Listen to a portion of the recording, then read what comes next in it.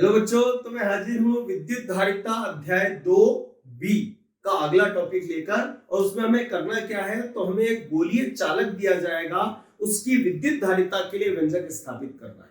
बच्चों, व्यंजक हम स्थापित करें उससे पहले आप कुछ बातें समझ लें, ध्यान से देखिएगा। नंबर 1, विद्युत धारिता की परिभाषा जो हमने पिछले वीडियोस में पढ़ी थी। C बराबर होता है बच्चों Q और बटे में क्या होता है V। ये विद्युत धारिता की परिभाषा है। तो ये परिभाषा ये कहती है बच्चों कि जब भी आपको किसका मान ज्ञात करना हो C का, तरीका बहुत सरल है। आप एक चालक लीजिए, उसे आवेश दीजिए, मतलब आवेशित कीजिए, तो उसकी सतह पर विभव उत्पन्न हो गया। आप उस विभव का मान ज्ञात कर लीजिए और उस विभव के मान का जैसे ही आवेश में देंगे भाग, हमें किसका मान मिल जाएगा, C का।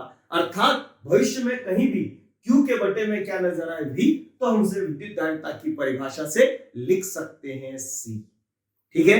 दूसरी बात जो आपको याद रखना है वो ये है बच्चों, ध्यान से देखिएगा, ये जो एक गोलीय चालक है बच्चों, गोलीय चालक एक समविभव पृष्ठ होता है।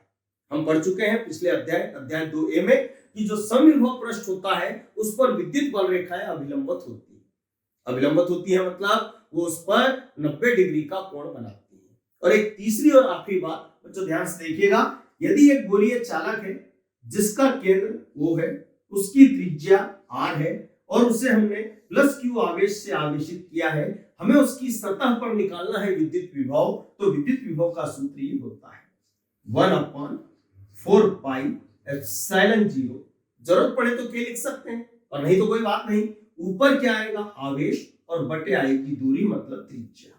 ये तीन बातें जो है ये आप याद रखिएगा, तो हम अगले व्यंजक को पूरा कर पाएंगे।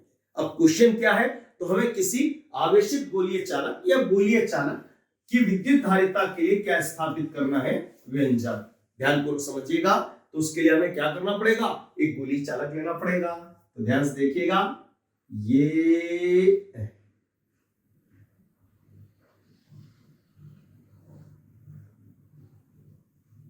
ये गोलीय चालक है, कुछ कुछ गोले जैसा दिख रहा है, ठीक है। अब ध्यान से देखिएगा, ये इसका केंद्र है जिसको हमने क्या लिखा, वो बच्चों इसकी त्रिज्या r है, ये r है, कैपिटल R, ठीक है। इसे हमने +q आवेश से, q बड़ा वाला है ना, +q आवेश से एक समान रूप से आवेशित किया है,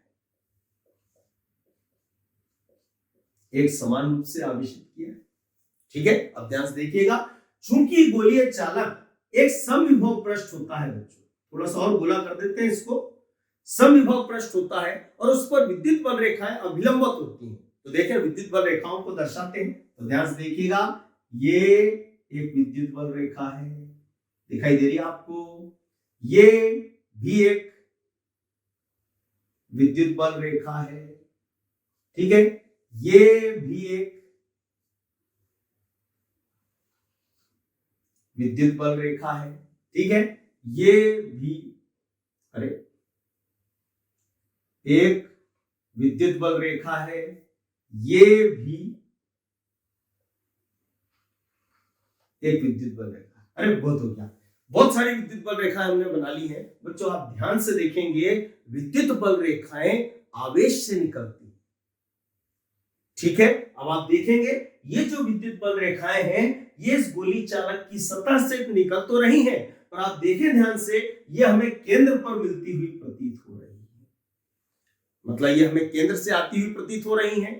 तो इसका अर्थ क्या निकला, ये जो आवेश है, इस आवेश को हम केंद्र पर मान सकते हैं। याद रखिएगा, गोलीय चालक एक समविभव पृष्ठ होता है जिस पर विद्युत बल रेखाएं अभिलंबित होती हैं, जो हमें केंद्र से आती हुई प्रतीत होती हैं। इसलिए संपूर्ण आवेश को, जो आवेश कहां पर है, सतह पर, उसे केंद्र पर माना जा सकता है। अब हम क्या करेंगे, तो इस आवेश के कारण सतह पर निकालेंगे विद्युत विभव और उस विभव का आवेश में देंगे भाग। जैसे ही भाग देंगे हमें इस गोलीय चालक की विद्युत धारिता का मान प्राप्त होगा, ठीक है। तो अब देखें इस चित्र में हमने क्या क्या रोया वो पहले लिखना पड़ेगा। चित्र बना के इस चित्र में क्या क्या दर्शाया वो लिखेंगे। तो क्या लिखेंगे, सुनिएगा। माना एक गोलीय चालक, खोखले गोलीय चालक का केंद्र O, वह त्रिज्या r है, इसे +q आवेश से एक समान रूप से आवेशित किया गया है अब हमें बच्चों इसकी सतह पर विद्युत विभव ज्ञात करना है, लेकिन उसके लिए जरूरी है कि इस आवेश को जो सतह पर है उसे हमें केंद्र पर बताना होगा। तो अब हम आगे लिखेंगे, गोलीय चालक एक समविभव पृष्ठ होता है जिस पर विद्युत बल रेखाएं अभिलंबित होती हैं जो केंद्र से आती हुई प्रतीत होती है, इसलिए संपूर्ण आवेश को केंद्र पर माना जा सकता है। तो अतः प्लस क्यू आवेश के कारण गोलीय चालक की सतह के किसी बिंदु पर विद्युत विभव, बच्चों उस विद्युत विभव को हमने भी माना। सूत्र होता है, अभी मैंने आपको बताया था, 1/4 पाई एप्सिलॉन 0। ऊपर क्या आएगा, आवेश, वो भी चिन्ह सहित। आवेश काय का है, प्लस, पर प्लस लगाने की जरूरत होती नहीं क्योंकि जहां कोई चिन्ह नहीं वहां प्लस का है, ठीक है। और बटे में आएगी आवेश से सतह की दूरी, और वो दूरी कितनी है, तो r है, तो यहां रख देते हैं r, ठीक है। बच्चों ये किसका मान आ गया, v का, पर हमें ये नहीं चाहिए, हमें तो चाहिए c का मान। अब आप ध्यान से देखिएगा, मैंने अभी आपको ये समझाया था कि जब भी c का मान ज्ञात करना हो तो आप q में v के मान का भाग दे दो, पर हम भाग नहीं देंगे, बिना भाग दिए भी इसको पूरा कर सकते हैं। कैसे, ध्यान से देखिएगा, इस q को हमने इधर पक्षांतर कर दिया, तो यह लिख के हम क्या लिखेंगे, v के बटे में q बराबर क्या आएगा, तो आप देखो ऊपर अकेला q था वो इधर आ चुका है, तो ऊपर क्या बचेगा, 1 अपॉन में क्या आएगा, 4 pi epsilon 0 r, epsilon 0 r। अब आप देखें ये क्या लिखा हुआ है, v बटे q, किंतु विद्युत धारिता की परिभाषा होती है जो c बराबर q बटे v। अरे तो ये तो उल्टा है, तो यदि हम इसको c लिखना चाहते हैं तो ये जरूरी है कि q ऊपर और v नीचे हो, नहीं हो तो हम कर देते हैं, कैसे करेंगे, तो इसको पलटी मार दो। अरे जब इसको पलटी मारेंगे तो इधर वाले भी तो बराबरी का हक रखते हैं, तो पलटना इनको भी पड़ेगा, तो पलट देते हैं। तो ध्यान से देखिएगा, या लिख के क्या लिखेंगे, q बटे v। अब इसको पलटा तो ये भी पलटी खाएगा, तो ये पूरा पद कहां जाएगा, ऊपर, ये आ जाएगा 4 पाई एप्सिलॉन 0 r, ठीक है बच्चों। और बटे में क्या आ जाएगा, 1, बटे में 1 लिखने की जरूरत होती नहीं है क्योंकि 1 का भाग देंगे कोई फर्क पड़ेगा नहीं, ठीक है। अब बच्चों ध्यान से देखिएगा, ये जो q बटे v लिखा है इसे हम क्या लिख सकते हैं, c, लेकिन डायरेक्ट नहीं, हमें इस परिभाषा का हवाला देना होगा, ठीक है। तो इसे हम अभी डाल देते हैं समीकरण 1, और इसको हमने समीकरण 1 डाल के रोक दिया, ठीक है। किंतु अब हम क्या लिखेंगे, किंतु विद्युत धारिता की परिभाषा से,